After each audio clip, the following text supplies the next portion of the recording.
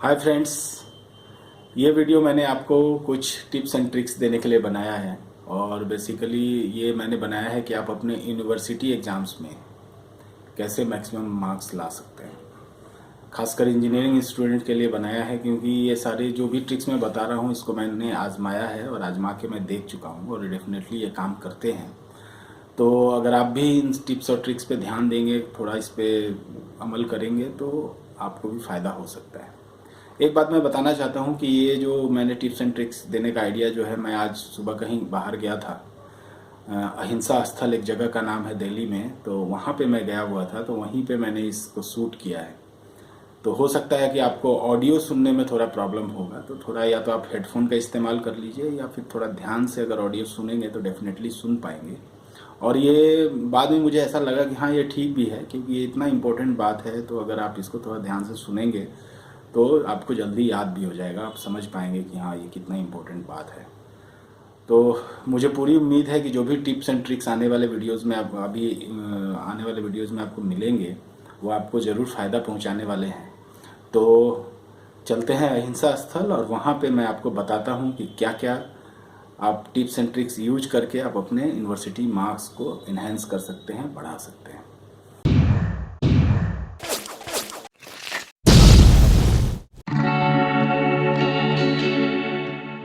Hi friends, आज मैंने सोचा कि थोड़ा आउटडोर शूटिंग किया जाए और आपको कुछ टिप्स दिया जाए कि एग्जामिनेशन पॉइंट ऑफ व्यू से आप जितना भी मेहनत करते हैं, जितना भी आप कोशिश करते हैं, उतना ही में आप ज़्यादा से ज़्यादा मार्क्स कैसे ला सकते हैं। क्योंकि यूनिवर्सिटी एग्ज़ाम्स के मार्क्स बहुत ज़्यादा गेन होते हैं।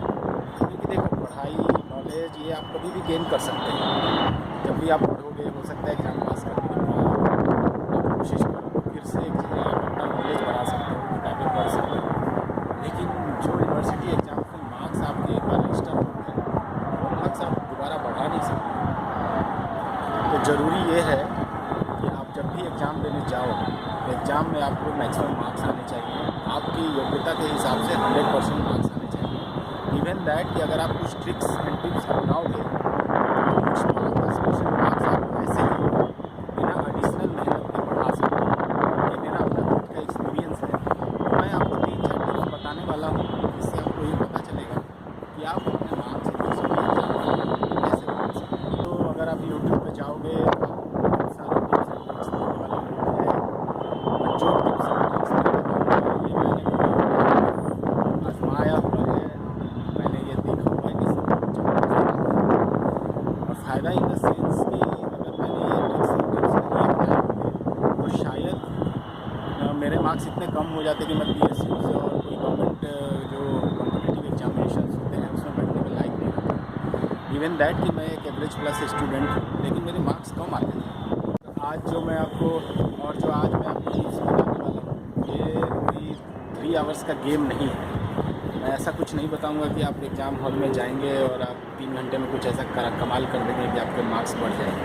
ऐसा नहीं है। ये आपको इसके लिए सालों भर कोशिश करनी पड़ेगी, लेकिन इसके लिए कोई एडिशनल मेहनत नहीं करना है। सिर्फ आपको अपने एटीट्यूड, अपने सीरियसनेस, अपना जो पर्सपेक्ट्स है अपनी पढ़ाई को लेके, उसको थोड़ा सा चेंज करें। ये सारी चीज़ें देखो फ्रेंड्स, मेरे टिप्स एंड ट्रिक्स के 2 पार्ट हैं। पहला पार्ट तो ये होगा कि आप अपना बिहेवियर, अपना थिंकिंग एग्ज़ाम के बारे में कैसे चेंज करो ताकि लॉन्ग टर्म में आपको फायदा हो। और दूसरा पार्ट होगा 3 घंटे के एग्जामिनेशन में कैसे अपने आप को बेस्ट परफॉर्म करना है। तो ये 2 पार्ट्स में मैं आपको बताऊंगा। तो चलिए शुरू करते हैं पहला पार्ट। तो मार्क्स लाने के लिए सबसे पहले तो आपको अपने यूनिवर्सिटी करिकुलम को देखना चाहिए कि कितने % मार्क्स जो है आपके इंटरनल हैं, जैसे जो आपके इंटरनल एग्ज़ाम्स होते हैं, प्रैक्टिकल्स होते हैं, जर्नल्स होते हैं, उसमें कितने कितने मार्क्स हैं, और कितने मार्क्स ऐसे हैं जो कि आपकी जो कॉपी है जो आप लिखते हो 3 घंटे का एग्ज़ाम, वो बाहर चला जाता है, शायद वो आपके कॉलेज में नहीं रहता, तो उसमें कितने मार्क्स हैं।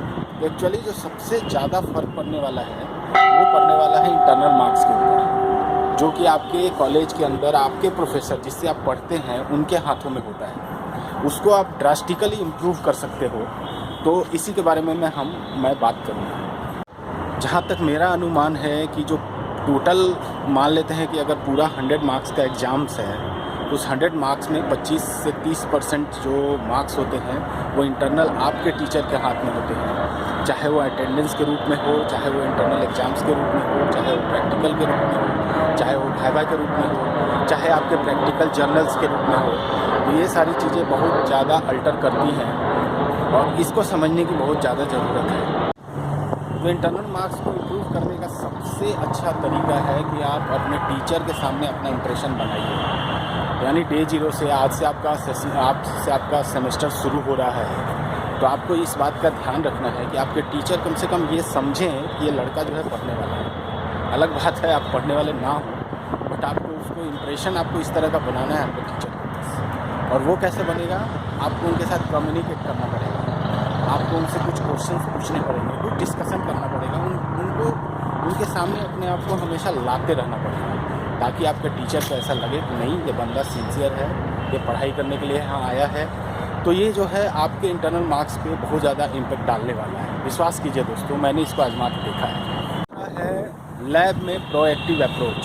जब भी आप कोई प्रैक्टिकल करते हैं तो प्रैक्टिकल में थोड़ा सा इन्वॉल्व होइए, क्योंकि होता क्या है कि कई बार 8-10 बच्चों का ग्रुप बन जाता है, उसमें 2-4 बच्चे तो बहुत एक्टिव होते हैं और 2-4 बच्चे जो होते हैं वो ज़्यादा एक्टिव नहीं होते, जिसकी वजह से वो टीचर जो है इन चीज़ों को ऑब्ज़र्व करते हैं। और अगर आप ज़्यादा सीरियसली एक्सपेरिमेंट्स को करोगे और उसमें अपना एक्टिवनेस दिखाओगे तो ये आपके लिए फ़ायदा करेगा। जो पॉइंट है वो है आप अपने जर्नल्स या जो एक्सपेरिमेंट का जो रिपोर्ट आप लिखते हो, होता क्या है सारे बैच के लोग एक ही चीज़ एक दूसरे का कॉपी करके डाल देते हैं। ठीक है, डाल दो कॉपी करके, कोई इशू नहीं है, बट अपने जर्नल्स को थोड़ा सीरियसली लिखो। अच्छे हैंडराइटिंग में डिफरेंट कलर्स के पेन, स्केच पेन यूज़ करो और उससे अच्छी तरह से उसको लिख के जमा करो। इवन दैट कि आप कॉपी ही कर रहे हो, कोई बात नहीं है, कॉपी करो, बट अच्छे से लिख के भेजो ताकि कोई देखने वाले को वो खूबसूरत लगे। इससे होगा क्या कि 1 या 2 नंबर्स आपको हर जर्नल्स में एक्स्ट्रा मिलेंगे, जो कि समेशन में आपको ओवरऑल काफ़ी इफ़ेक्ट पड़ने वाला है और आपको काफ़ी संतोष होगा जब आपको 5 नंबर, 10 नंबर, 20 नंबर एक्स्ट्रा मिल जाएंगे इस काम के लिए। तो अपने जर्नल्स हमेशा सीरियसली अच्छे हैंडराइटिंग में आराम से ड्राइंग्स वगैरह बहुत अच्छे से बनाओ, उस ड्राइंग्स को अच्छे से मार्किंग करो, लेबल करो और उसके बाद जो है आप देखो कि कितना ज़बरदस्त चेंज आता है। कहने का मतलब ये है कि आप अपना माहौल बना के रखो, अपनी मार्केटिंग करके रखो, क्योंकि जो ये 4 ईयर कोर्स होते हैं ना इंजीनियरिंग का, इसमें प्रोफेसर हर बच्चे को अच्छी तरह से जानते हैं, उसके बिहेवियर को, उसके एक्टिविटीज़ को। तो आप ऐसा कोई काम ना करो जिससे आपके प्रोफेसर नाराज़ हो जाएं और आपको इस वजह से आपको पनिशमेंट कर दो। आप एकदम हमेशा याद रखो कि एक एक नंबर अगर आपके हर पेपर में से कटे तो कितना नंबर आपके मार्क्स कम हो सकते हैं, और ये ध्यान रखो कि अगर एक एक नंबर अगर हर पेपर में एक्स्ट्रा आ जाएँ तो आपको कितना फ़ायदा हो सकता है। आप इस एक एक नंबर को बिना एक्स्ट्रा मेहनत किए आप कर सकते हो। और दूसरा है कि अगर आप इस तरह से माहौल बनाओगे, लोगों के सामने अपने आप को पढ़ने वाला पेश करोगे, तो डेफिनेटली एक दिन ऐसा आएगा कि आपको पढ़ाई भी ज़्यादा करने लगोगे, क्योंकि आपको थोड़ा सा ईगो प्रॉब्लम होगी। तो इससे आपका पढ़ाई भी इम्प्रूव हो जाएगा, आपके मार्क्स भी अच्छे आएंगे, जो कि आपको लाइफ लॉन्ग काम आने वाले हैं। तो हमेशा ये ध्यान रखें। तो ये तो थे ऐसे एक्टिविटीज़ जो कि आपको एग्ज़ाम के बाहर सेमेस्टर शुरू होने से पहले से ही शुरू कर देना होगा। अगर आपके 2 साल बीत चुके हैं, आपने कुछ ऐसा कुछ सोच के नहीं किया, लेकिन अब जो तीसरे साल से शुरू कर दो, फ़ायदा होता है, ज़बरदस्त फ़ायदा होता है।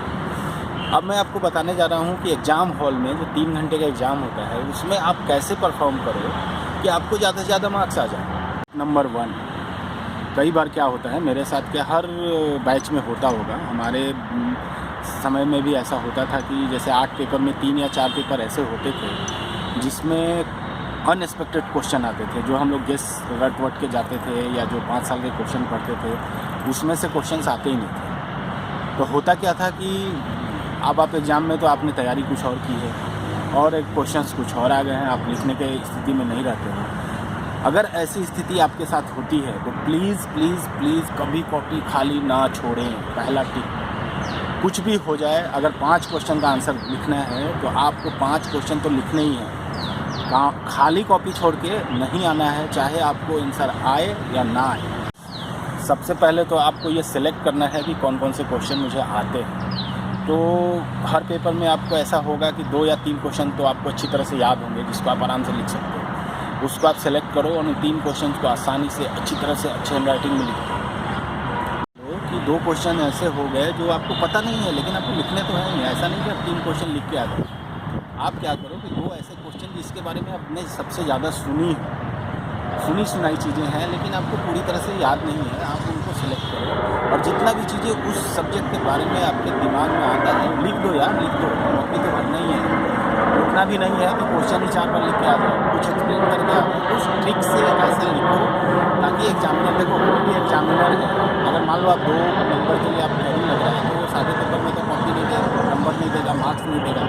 आपको कुछ ना कुछ तो लिखना पड़ेगा। लेकिन इसका मतलब ये नहीं कि कोई गाना या सॉन्ग लिख के आ जाना। लिखना ऐसा ही, या अगर मान लो कि आपको कुछ नहीं पता तो कुछ और ही लिख के कोई दूसरा क्वेश्चन ही ड्राइव करके आ जाओ। कुछ तो लिख के आओ, खाली मत छोड़ो। ये मैं आपको बोलता हूँ, यह बहुत काम आता है। होगा कि 5 में से 5 क्वेश्चन आपको नहीं आएगा। ऐसे केसेस में भी आपको अपना पूरा का पूरा 5 क्वेश्चन अटेम्प्ट करना है, उसको लिखना है और जितना लिखना चाहिए उतना ही लिखना है। ये आपके इंटेलिजेंस के ऊपर डिपेंड करता है कि आप उस क्वेश्चन में क्या लिख के आते हैं। और मैं आपको बताऊं कि अगर ऐसी दुर्घटना होती है आपके साथ कि आपको 5 में से 5 क्वेश्चन नहीं आते हैं, तो आप ये मान के चलो कि 80-90% स्टूडेंट के साथ यही होने वाला है। और ऐसे केसेज में जब कॉपियाँ चेक की जाती हैं तो बहुत ही लीनियंट होकर चेक की जाती हैं, और अगर आपने कॉपी में कुछ लिखा होगा तो आप ज़रूर पास करोगे। आपको उस पेपर में कैरी नहीं लगेगा, बैक नहीं लगेगा, ये मेरा दावा है। ये थी मेरी टिप्स ट्रिक्स जो कि मैंने फाइनल ईयर में जाके अपनाया था, और मैंने अपने मार्क्स 20-25% एक्स्ट्रा लेके आ गया था, जिसकी वजह से मैं सारे कॉम्पिटिटिव एग्जामिनेशन में बैठने के लायक अपने आप को बना पाया। मुझे पूरी उम्मीद है कि ये वीडियो आपको पसंद आया होगा और ये प्रैक्टिकल भी लगा होगा। आपको ऐसा नहीं लगा होगा कि मैं कुछ ऐसी चीज़ें बता रहा हूँ जो कि पॉसिबल नहीं है। ये सारी चीज़ें आप कर सकते हो, आपके डोमेन में है और आप अपने मार्क्स अच्छे से अच्छा कर सकते हो। तो आज से ही अपने पढ़ाई के लिए सीरियस हो जाओ, अपने टीचर के सामने अपने आप को विजिबल बनाओ, एक्टिव बनाओ, उनसे क्वेश्चन पूछो, उनसे डिस्कशंस करो, उन्हें ये प्रूफ करो कि तुम पढ़ने वाले स्टूडेंट हो। फिर आपको देखो धीरे धीरे ऐसा होगा कि आपके मार्क्स जो हैं 10%, 15%, 20% अपने आप ही इम्प्रूव हो जाएंगे, और डेफिनेटली ये आपको लाइफ लॉन्ग काम आने वाला है। तो मुझे पूरी उम्मीद है कि ये वीडियो आपको पसंद आया होगा और ये टिप्स और ट्रिक्स आपको आपके इस 4 साल के कोर्स में बहुत काम आएंगे और आप अपना एकेडमिक सुधार पाओगे। तो आप प्लीज़ इस वीडियो को लाइक करो, अगर पसंद आया इसको शेयर भी कर दो अपने फ्रेंड्स को, और सब्सक्राइब करना तो भूलना ही नहीं है। Bye bye.